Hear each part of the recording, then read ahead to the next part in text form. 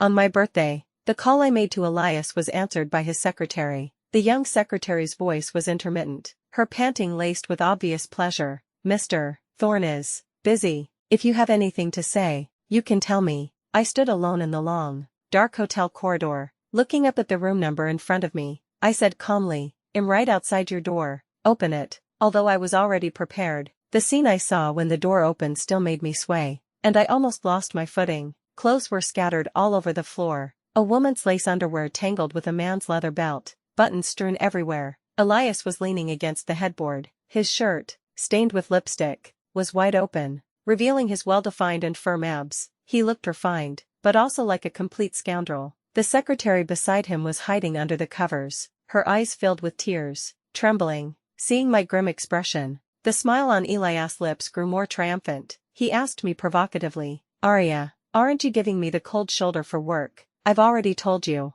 if you don't want to be the president's wife, there are plenty of younger, more beautiful girls who do." With that, Elias triumphantly placed his hand on the secretary's smooth, fair shoulder, looking at me with defiance. Elias and I had been giving each other the cold shoulder for half a month. He disliked my job as a journalist, saying I was too exposed to the public, and wanted me to quit and be a full-time housewife. I refused. I never expected him to use this method to threaten me. He thought I would give in. After a moment of silence, I bent down. I picked up a corner of the shirt with 2 fingers and threw it to the secretary. "I'm not here to catch you cheating. It's just that your affair is so blatant that there are several paparazzi waiting outside the hotel for a scoop." I paused and continued, "But I've already paid them off and told them that you and your secretary came to the hotel together to prepare a birthday surprise for me. Don't worry, the Thorne Group's stock price won't be affected by you tomorrow." The secretary stopped getting dressed and looked at me, stunned. She had probably never seen a president's wife who was so emotionally stable. To be able to calmly accept the reality of her husband's affair and even personally cover for him and his secretary. Elias lay on the bed,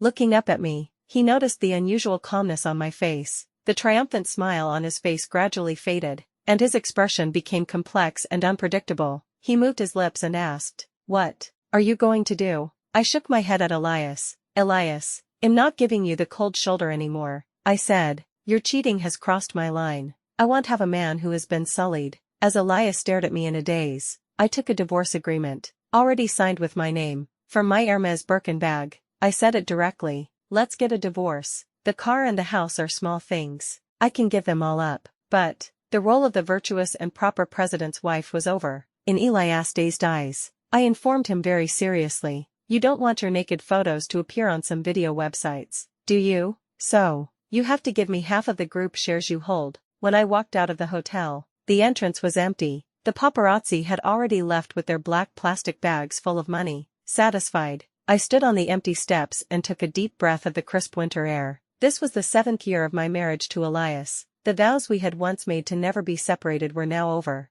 The white mist I exhaled spread out, blurring my vision. I suddenly remembered the first time I met Elias when we were young, also on a winter day like this. That year, I was a sophomore in college and a member of the debate team. The day we had a friendly match with the neighboring university, I was sitting in the waiting area as usual, playing a game on my phone with my headphones on. But the female teammates next to me were unusually excited, looking at the waiting area of the other university and chattering non-stop. One of them suddenly pulled my sleeve excitedly. "Look at that guy in the black coat over there. He's so handsome. I hear his name is Elias Thorne. He's a senior from the other university. He was pulled in at the last minute because their second debater has an upset stomach." Coincidentally, just as she finished speaking, I lost my game. At the game over sound, I sneered and put away my phone. No matter how handsome he is, he's still a loser. I had the capital to be arrogant. At that time, I was the top debater at my university. I had won the Best Debater award in both school level and regional competitions,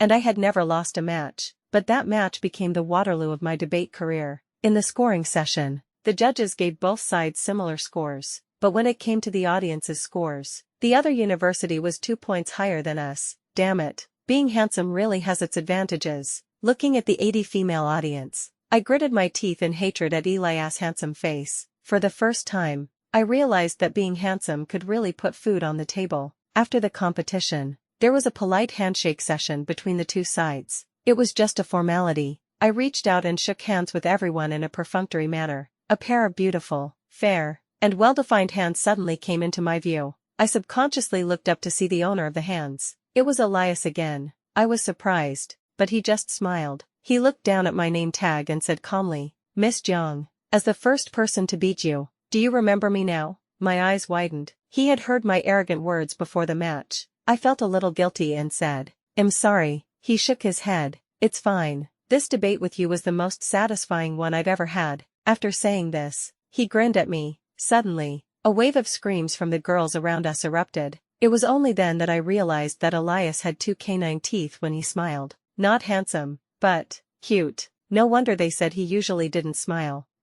This arrogant man. Later, whenever we had a match against their team, the second debater of the other university's debate team would mysteriously get an upset stomach, and Elias would take his place. Every time, Elias and I would be at each other's throats. It was as if we had a natural chemistry. We understood each other's points and ideas perfectly, until the third time we had an individual debate. Elias suddenly gave up his closing statement. He handed me the championship. Then he used the 3 minutes of his closing statement to make a heartfelt confession to me. "Miss Arya, I really like you. If you agree to be with me, I won't use the name of love to bind you. You can do whatever you want. I just hope to stand by your side, be your knight, and protect you forever." The cheers of the crowd were like a surging tide. I stood below the stage, looking into his smiling eyes, and suddenly blushed. I already had a good impression of him, and such a grand confession made it impossible for a young me to resist. Amidst the cheers, I naturally agreed to his confession and started dating him.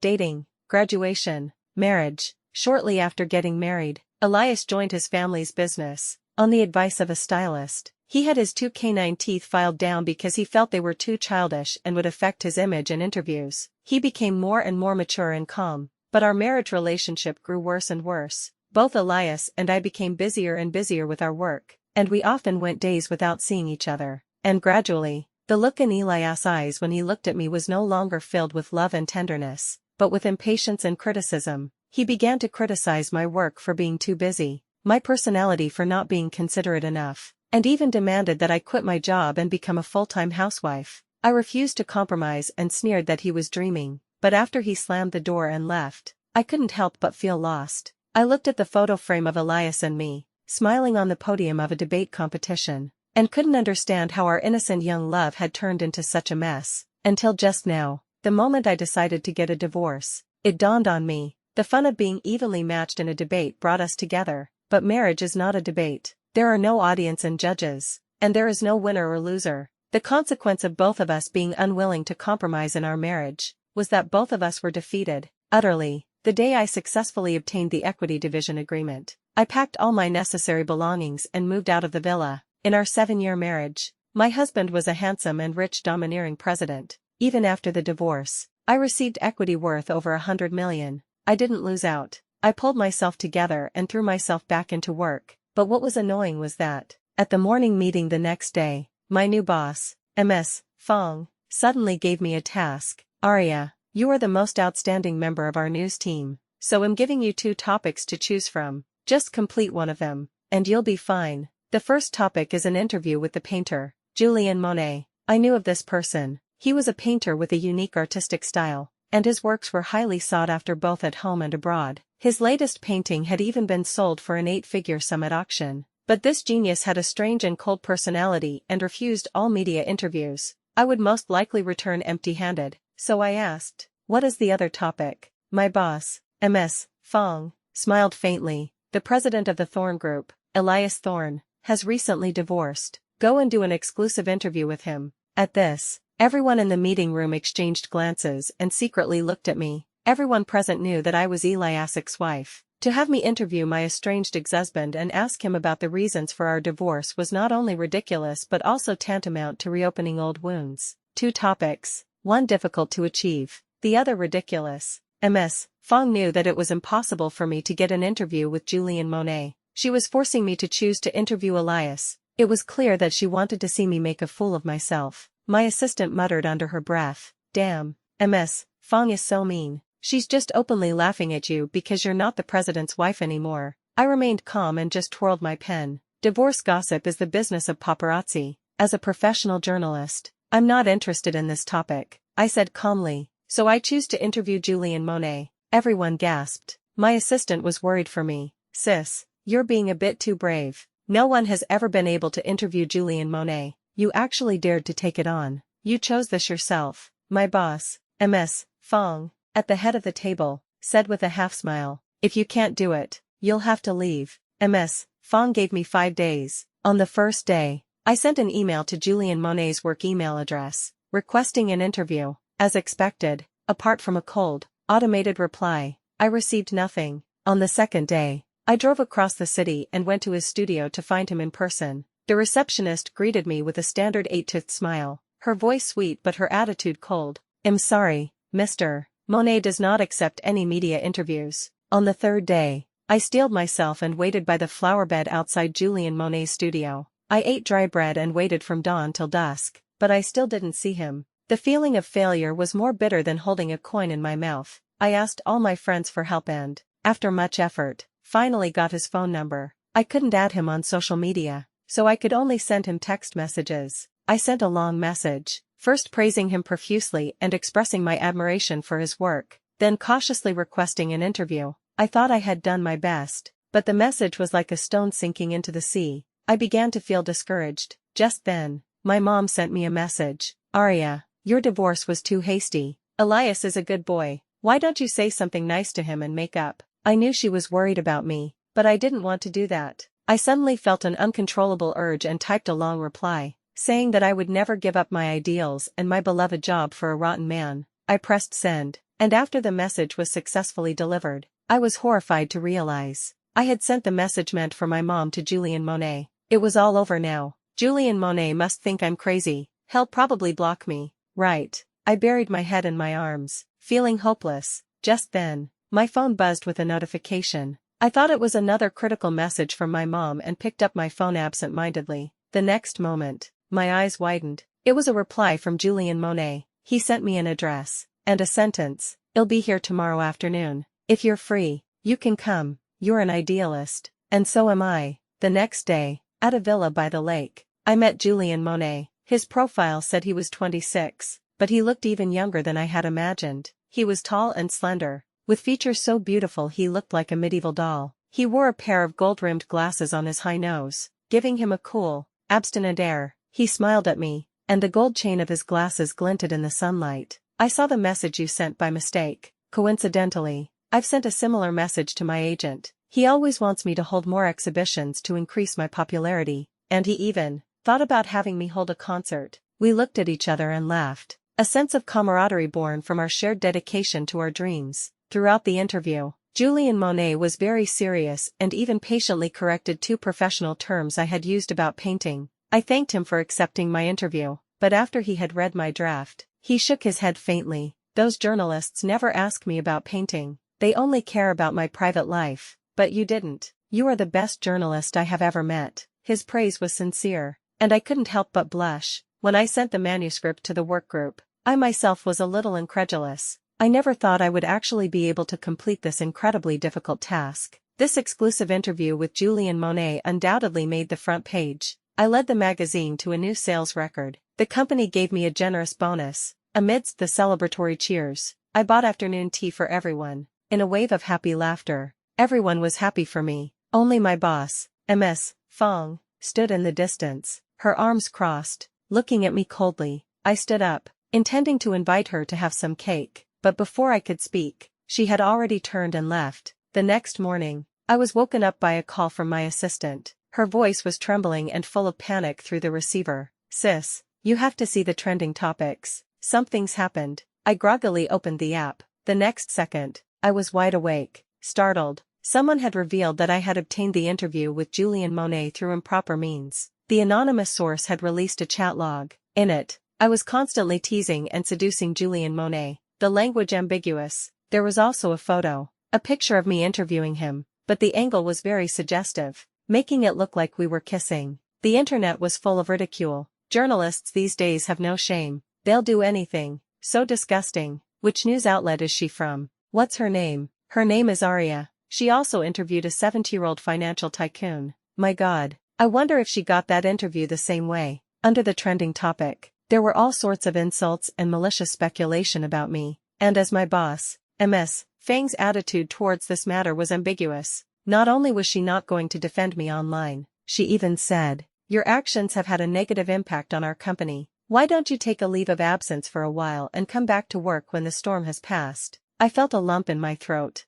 Those allegations are all false. I never did any of those things. If I leave my job now, won't that be a tacit admission that I did something wrong? Fang shrugged. There's nothing we can do. The public outcry is too great right now. Even if the company clarifies, no one will believe it. Her tone sounded sad, but I could clearly see a faint smile on her lips. I suddenly understood everything. At this moment, facing the triumphant perpetrator, I knew that words were useless. I only left her with a firm statement. I will not resign. You can't make me. Before she could reply, I had already turned and walked out of the office. Suddenly, my phone rang. The screen flashed with the words ex-husband. It was Elias. I answered the phone. "Hello." A familiar voice came through, and he spoke concisely. "I saw the negative news about you on the trending topics. It's very popular, and it doesn't look easy to handle." After saying this, he paused meaningfully, as if he were waiting for me to speak, to ask him for help in a pathetic way,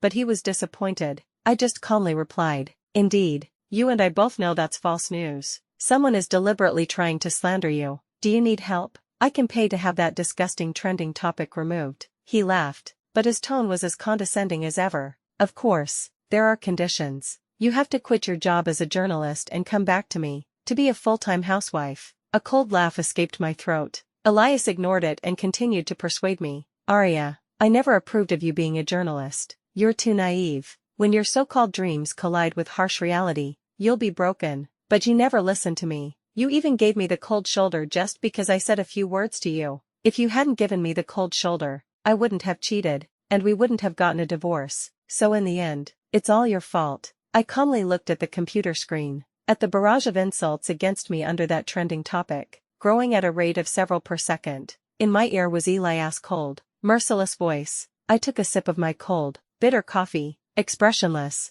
and finally couldn't help but speak. "Elias, I hate your condescending attitude," I said. "You always force me to give in." The man on the other end of the line was stunned for a moment, then continued, "I just feel. I'm tired of hearing you say I feel." I cut him off. "You're always negating my ideas, making me feel terrible about myself. You force me to be the first to back down in an argument. You force me to give up my bid for the head of the news team for the sake of our family, to the point that my rival became my boss and is still hostile towards me. Not only does she bully me at work, but now she's framing me, trying to brand me as a slut and force me out of the journalism industry." I took a deep breath and stopped. I couldn't go on. I turned to look at the traffic outside the window. I had once loved Elias deeply, but 7 years of love and pain had worn it all away. Elias on the other end of the line was silent for a moment, then said in a low voice, "I'm sorry." His tone was filled with a sigh. My nose tingled. A wave of grievance washed over my heart. I was about to say something else. My assistant burst in,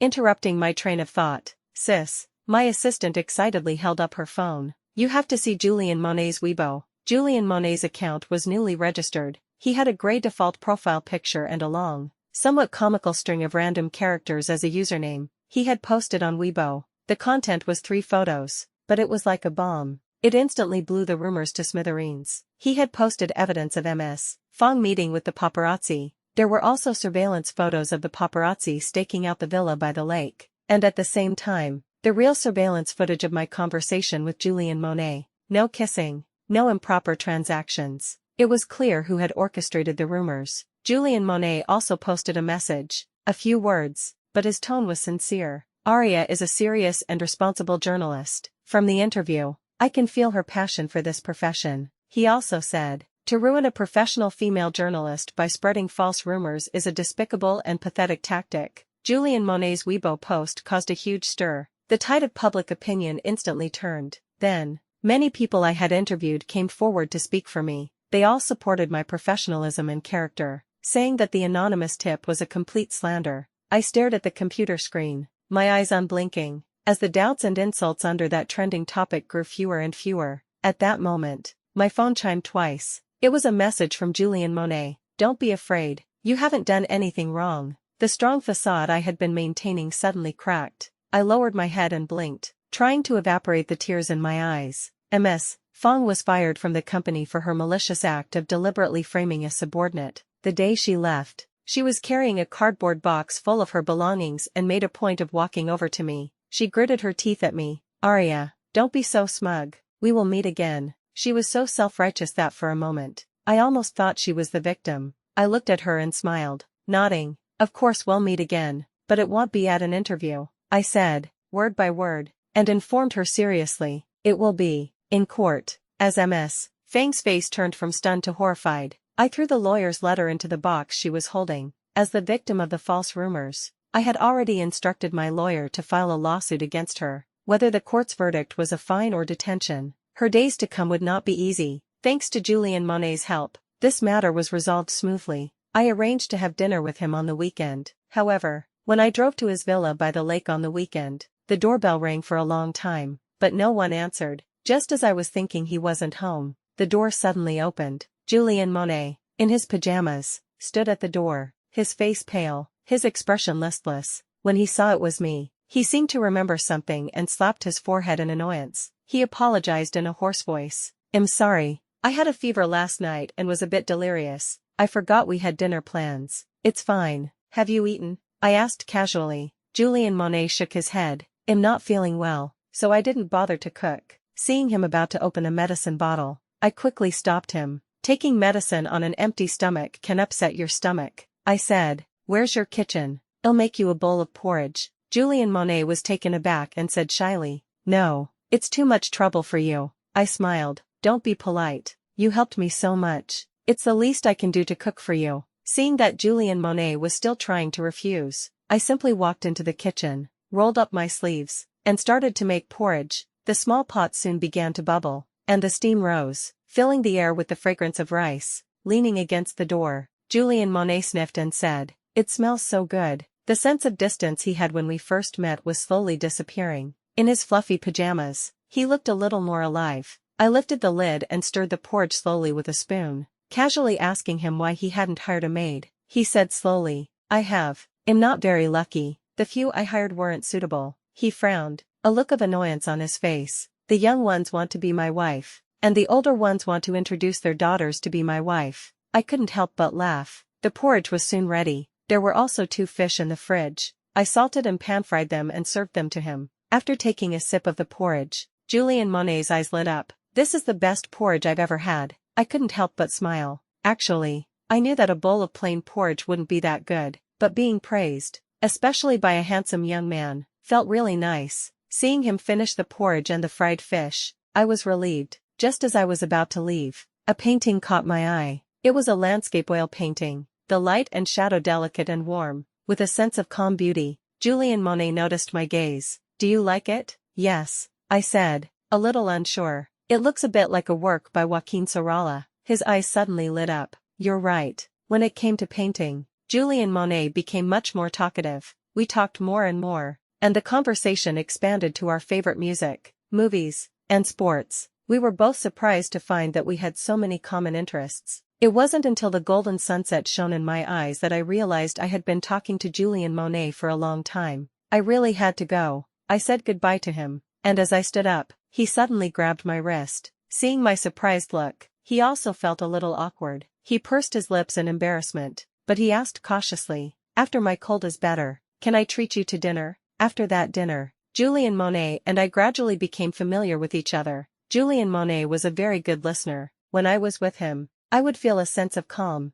On weekends, Julian Monet and I would spend time together in his villa by the lake. I would be reading, and he would be painting nearby. Occasionally, our eyes would meet, and he would smile at me, his eyes crinkling. Outside the floor-to-ceiling windows behind him was a large, tranquil lake. The beautiful little birds that you would never see in the city would occasionally skim across the surface of the lake, their calls clear and crisp. On nice days, we would also go for walks by the lake. That day, I was wearing a new pair of shoes. I hadn't expected them to be so uncomfortable. By the time we got back to the villa, I realized that the back of my heels were already raw. I cleaned them with an alcohol swab and didn't think much of it after all. Many beautiful shoes are uncomfortable to wear. I could just bear with it. The next day, we were going for a walk again. When I went to the entrance to put on my shoes, I noticed that someone had carefully placed a sponge sticker on the back of my shoes. The color of the sticker was exactly the same as the lining of the shoe, and you couldn't even tell it was there unless you looked closely. Just then, Julian Monet also came over. He was holding a bandage. After tearing open the packaging, he knelt down in front of me. He lifted my foot and carefully applied it to the injured area on my heel. As I stared at him in a daze, he looked up at me and smiled. I looked it up online. They say this will make it more comfortable. At that moment, my heart was suddenly moved. It was like a small stone had been thrown into a lake, and ripples suddenly appeared. I started to look forward to the weekends more and more. It wasn't until that night when I was working late at the office and my computer suddenly popped up a surveillance notification that I realized I hadn't thought about Elias in a long time. In the surveillance footage, Elias was slumped on the sofa, his eyes closed, his brows furrowed. He had one hand on his tie, and he looked drunk and uncomfortable. The housekeeper, seeing this, hurried to bring him a hangover cure, but he pushed it away with a sharp gesture. "Where's Arya? Tell her to make me a bowl of noodles." He said it with impatience. The housekeeper was stunned. "Sir, would you like some noodles? I can make them for you." But Elias was insistent. He only wanted the noodles I made. No matter how the housekeeper tried to persuade him, he wouldn't budge. Finally, she said cautiously, "Ma'am has already divorced you." At this, Elias seemed to snap out of it. "That's right," he murmured. "I forgot." After saying this, he fell silent. The housekeeper put down the medicine and silently left. In the darkness, Elias sat alone on the sofa. He stared at the blank wall in front of him, silent. That was where our wedding photo used to hang. No one knew what he was thinking at that moment. Looking at the surveillance footage, I had mixed feelings. Actually, I didn't know how to cook before we got married. Later, when I found out that Elias liked hand-pulled noodles, I specifically learned how to make them for him. From kneading the dough, I practiced step by step, not stopping even when my wrists were sore or I burned myself on the pot. But when I eagerly served the noodles to Elias, he took one bite and spat it out. "This soup is so salty, and the noodles are bitter," he said,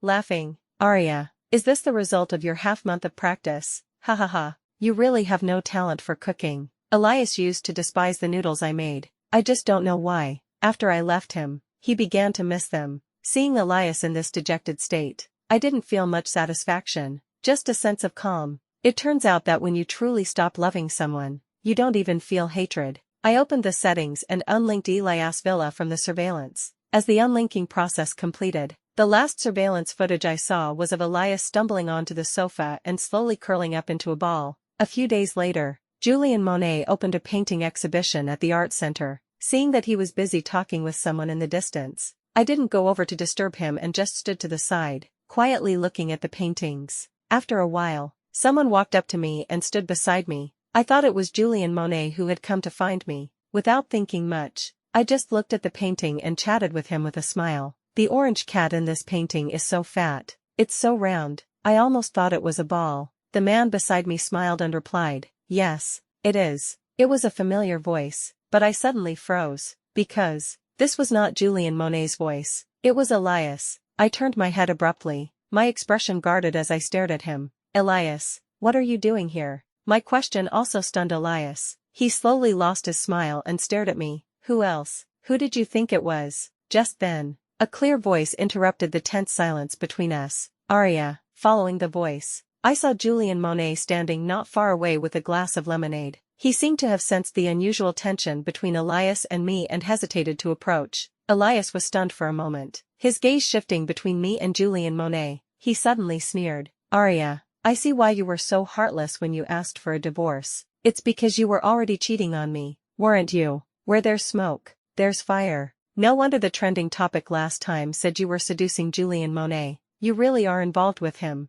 Before he could finish, Julian Monet had already rushed over. He punched Elias squarely in the face. "Watch your mouth." Julian Monet's jaw was clenched, his expression cold as he looked at Elias. "Arya was once your wife. How can you slander her like this?" Elias wiped the blood from the corner of his lip with his thumb, sneered, and lunged at Julian Monet again. The two of them quickly started fighting. The scene was a mess, and many people screamed. I never thought that the seemingly refined and handsome Julian Monet would also resort to violence. I was afraid Julian Monet would be at a disadvantage, so I quickly stepped in front of Elias. "That's enough. Elias, stop this madness." I stared at him coldly, word by word. Seeing me standing in front of Julian Monet, Elias' eyes widened. He seemed to have lost all his strength in an instant, and the fist he had raised suddenly went limp. He curled his lip. Arya, you're defending him like this. We've only been divorced for a few months, and you're already so heartless. He sneered and turned to leave, stumbling.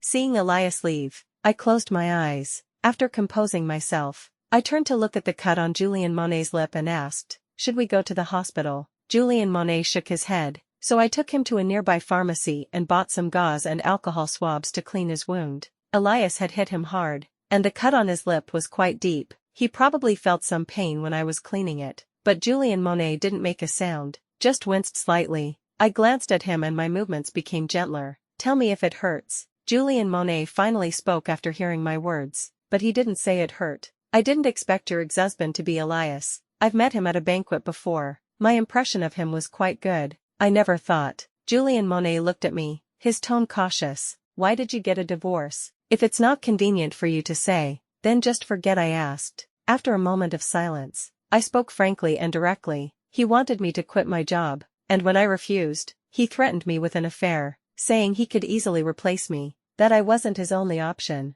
I threw the cotton swab in my hand away and said calmly, Elias is the president of the Thorn Group, and he has some power in the capital. Even though we're divorced, he's still harassing me. If you're worried that he'll retaliate against you, we can stop seeing each other. I said this out of a sense of rationality, but before I could finish, Julien Monet interrupted me firmly. Arya, Elias is blind for divorcing you. I will not leave you. He met my gaze. Julien Monet's pupils were extremely dark, and when he looked at people, there was always a sense of cold, distant detachment, but at this moment, his eyes were filled with my reflection. If I had known he had done such a bastardly thing, I would have hit him harder just now. He smiled at me, his voice serious and sincere. Arya, I really like you. He leaned in and gently kissed my lips. The moon was bright and the stars were sparse. The leaves rustled in the wind. In a daze, I thought I could hear our hearts beating. Thump, thump, thump. The fight between Julien Monet and Elias over me caused a huge stir. After all, one was the youngest and most successful CEO of a corporation, and the other was a recently famous genius painter. My mom called and summoned me home. My mom sat on the sofa, her expression cold and serious as she looked at me. Arya, what I said to you in my last message, why didn't you listen at all? So what if Elias cheated? What man doesn't stray? Why do you have to be so serious about it? It wasn't until my mom lectured me that marriage is a resource exchange that I finally lost all hope. I had to admit she wasn't worried about me being lonely after the divorce, nor did she care whether I was happy or miserable in the marriage. The reason she wanted me to remarry was simply because she thought Elias' power could bring a better life to our family and didn't want to give up this golden goose. I couldn't take it anymore. I've never thought that way. I stared at my mom's stunned expression and said, word by word, marriage is about two people who love each other being together, not just a binding contract for mutual benefit. You've really gone too far. How dare you lecture your mother? As my mom shrieked hysterically, I decisively stood up, grabbed my bag, and left. I'm not a child anymore. I have my own thoughts. I will never treat marriage as a bargaining chip, choosing money over love. Remarrying Elias is out of the question. I thought I would never see Elias again, but 2 weeks later, I willingly got into his car. When I opened the passenger door, Elias was smoking. Through the smoke, I could see that his brow was furrowed. He also looked unwell. Hearing the car door close, he looked up at me. He threw away his cigarette and said in a low voice, I'm in trouble. I buckled my seatbelt and replied coolly, as you should be. Elias' life had been a mess recently. The clothing he produced was found to have safety issues with the raw materials. The group's stock price had been falling and was about to hit its limit. The shareholders were protesting, demanding that the group come up with a proper solution. And to prevent my own shares from losing any more value, I had to step in and help. I contacted a familiar media outlet to do an exclusive interview with the head of the clothing department, had the PR department draft an apology statement as soon as possible, held the supplier accountable, contacted a platform to place a trending topic about the resolution, and promptly managed the public opinion to turn the tide. In the office, Elias watched me handle everything calmly. His gaze shifted from disbelief to surprise. When the stock price stabilized, he finally breathed a sigh of relief. Arya, thank you so much for this. Elias thanked me. I never knew your professional skills were so strong. He shook his head, his expression a mixture of fanned surprise. I shrugged. You just subconsciously thought I couldn't do it. You never bothered to understand my abilities. Elias suddenly remembered something and laughed. That's right, I forgot. You have a way with words, and you're good at thinking on your feet. I remember when we debated in college. You even beat me 3 times. I corrected him. Really, I'd forgotten, Elias said with a sigh. Come to think of it, our college days seem like a long time ago. It's been a long time since we've taken a walk together or gone on a trip like we used to in school. Elias thought for a moment and said, I remember when you were in school. You really wanted to see a waterfall. I've already gone by myself. I interrupted him faintly, as Elias stared at me in a daze. I said, I asked you to go with me several times, but you always said you were busy, so I went by myself. I smiled, and then I discovered that traveling alone is also quite interesting. Elias' lips moved, but in the end, he said nothing. The room fell silent. I looked through the documents in my hand and, after confirming that there were no more problems, I stood up to leave, but the next second, I heard Elias call my name. Arya, what happened before was my fault. I didn't consider your feelings. I was always stubborn and acted on my own. Please forgive me. Okay. Looking at Elias' apologetic expression, I was suddenly in a daze. If his apology had come sooner, if he had been willing to respect my ideas, we might not have ended up like this, but there were no ifs. I smiled. Your apology has come too late. I picked up my handbag and left decisively. I heard Elias calling my name from behind, but I didn't look back. After the public relations crisis was over, Elias started to find all sorts of excuses to see me. His excuses were all clumsy and lame.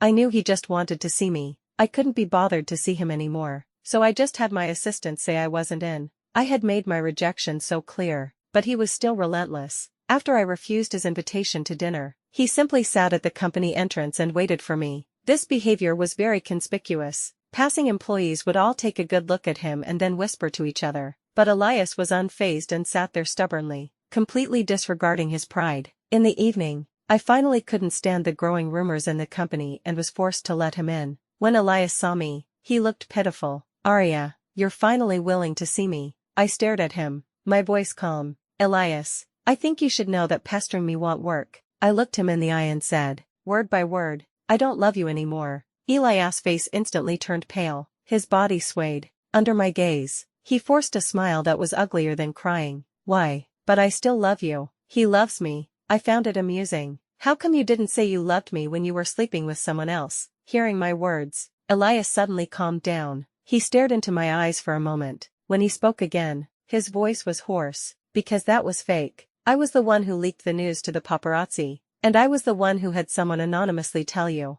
I did it just to make you angry. I couldn't help but frown in surprise. I almost thought my ears were playing tricks on me. In my eyes, Elias was a pure businessman, mature, powerful, and used to measuring the value of everything in money. This kind of childish provocation was not something I would have expected from him. Seeing my disbelief, he smiled wryly. Stupid, right, but I just wanted to see you get jealous, to make you admit that you love me. At that moment, I could clearly see a fleeting look of confusion and vulnerability in Elias' eyes. His voice was very soft, but it seems that method backfired. A moment of silence. I sighed and smiled. Elias, you see, you're always so self-righteous. I'll change, he said eagerly. From now on, I'll learn to be more tolerant of you. I won't force you to do things you don't like anymore. It's too late. I interrupted him faintly, as his face turned pale. I told him, word by word, my love for you has been worn away by you in our 7 years of marriage. When I look at you now, you're no different from a stranger. That day when I left the office, it started to snow. It fell heavily, getting stronger and stronger. The weather forecast said it was a rare blizzard. Perhaps it was the sudden drop in temperature. Later, I heard that Elias had a high fever after he went home that night. The illness came on suddenly and fiercely. His condition fluctuated, and he hadn't fully recovered even after the snow had completely melted. He would often murmur in his delirium. The nanny occasionally caught a few words. Won't bind. You can do anything. I just stand by your side, be your knight. Fragmented, incoherent. No one knew what he was saying. Everyone around me also assumed that I would end up with Julien Monet. In fact, Julien Monet had confessed his feelings to me, but I rejected him. The experience of a failed 7-year marriage had left its mark on me. I was afraid that one day, Julien Monet would also grow tired of our relationship. I didn't want to endure the pain of another failed relationship. Although I rejected Julien Monet's confession, he did not give up and would still be by my side. Every time I worked late at the office, He would rush over and take a pink insulated lunch box from the passenger seat of his Maybach. Inside were 4 dishes and a soup that he had made himself. In the winter, he even knitted me a scarf. It was my favorite shade of light blue, and the stitches were so fine and dense that it was even thicker than store-bought ones. He said that as a child, he would often help his grandmother wind yarn, and over time, he had learned how to knit. His love was clumsy, yet so sincere. After getting to know Julien Monet better, I learned that the reason he didn't do interviews was not because he was arrogant or mysterious. It was simply because he was a little socially awkward, not used to the aggressive questioning of journalists, and also afraid of saying the wrong thing, so he simply remained silent. With my encouragement, he finally mustered up the courage to do a formal, televised interview. However, for more than a month before the recording, he was anxious. I would often see him sitting alone on the balcony, practicing his prepared script to a few pots of flowers, until one day, he looked at me with "Aria, can you practice the script with me?" I still can't imagine the audience's faces as potted plants. I couldn't help but laugh, of course. So, for the next few days, I would take some time out every day to practice the interview questions with him, but no matter how well we rehearsed, on the day of the actual interview, when the spotlight was on him, he still looked a little flustered. His gaze swept across the audience. I waved at him and gave him an encouraging smile. After Julien Monet saw me, he suddenly calmed down. The entire interview went very smoothly, until it was almost over. The host suddenly changed the subject and said slyly, "Many fans are curious about your love life. I'd like to ask on their behalf, are you in love with someone?" Julien Monet was taken aback, seemingly not expecting the host to ask a question that was not in the interview outline, but he quickly composed himself and nodded honestly. "Yes, she's in the audience. I'm a bit socially awkward. I dared to do this interview because she has been encouraging me, so that's it." The host laughed and asked, "Then why don't you take this opportunity to say a few words to her?" The audience immediately erupted in screams. Everyone was excited, except me. I just felt a sense of resistance. A very similar situation was happening again. I was afraid that Julien Monet would be like Elias, using the crowd's excitement to pressure me into being with him. I clenched my fists, feeling the urge to turn and leave, but the next moment, Julien Monet decisively refused the host's suggestion. "No, she hasn't agreed to be with me yet. Doing this would cause her trouble." The host was a little surprised and exclaimed, "Our great painter is so young and successful. What girl is so picky?" "It's not that she's picky, it's that I appeared in her life too late." Julien Monet looked at me, his eyes as bright as stars. He smiled shyly, "But time will prove how much I love her. If there's any good news, I'll let you all know." Time passed slowly. In the past few years, the editor-in-chief had approached me several times, wanting me to move behind the scenes and become a producer. I knew the editor-in-chief meant well, this was a convenient path for promotion. After becoming a producer, I would only need to gain a few more years of experience before I could be promoted to the head of the media department. But after much consideration, I still gave up. I still loved being a journalist. This love was the driving force that had kept me going. The news I reported appeared on more and more screens, and the news programs I led had record-breaking ratings. More and more people recognized me and knew that I was the journalist Aria. That was good enough. During my work breaks, I would still receive messages from Elias. Although we had been divorced for several years, he had not given up on me. He also knew my temper, so he would only occasionally use the excuse of being in the area to say hello, or send me a few messages on holidays, and then have someone deliver a unique and precious gift. He had adopted a very humble attitude. Onlookers couldn't help but sigh, saying that I, his ex-wife, was heartless and had no regard for our youthful love. No matter what they said, I remained very cold towards Elias. No acceptance, no response. Our 7-year relationship had been filled with too much pain. From the moment I decided to get a divorce,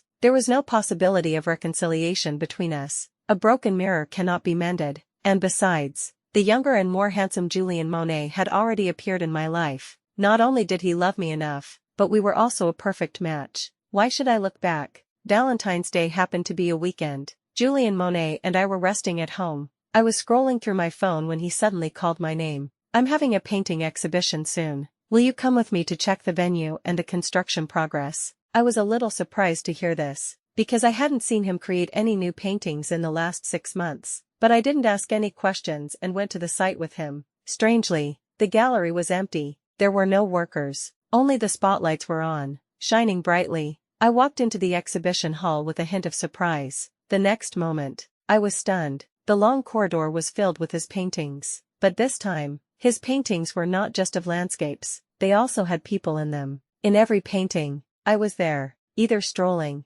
reading, or sleeping peacefully. I don't know when he had painted so many of me. I couldn't help but chuckle and elbowed him. "You're so good at keeping secrets. I've never seen you paint, not even a sketch. How did you remember?" Julian Monet was a little embarrassed. "I remember every look of yours in my head." He was not one for flowery words. His words were simple, but they always made people feel warm and touched. We walked hand in hand down the long corridor, looking at all the paintings. The last painting was of me, him, and our little dog, Pippi. It looked like a family portrait. The next moment, the balloons on the ceiling suddenly burst, showering us with rose petals. On the large screen not far away, a line of flowery text appeared. "Aria, I like you." It was so cheesy and sweet. I couldn't help but smile foolishly. Seeing me smile, Julian Monet also smiled. The next moment, he magically pulled out a ring. As I stared at him in surprise, he knelt down on one knee. "Aria, actually, the first time I saw you,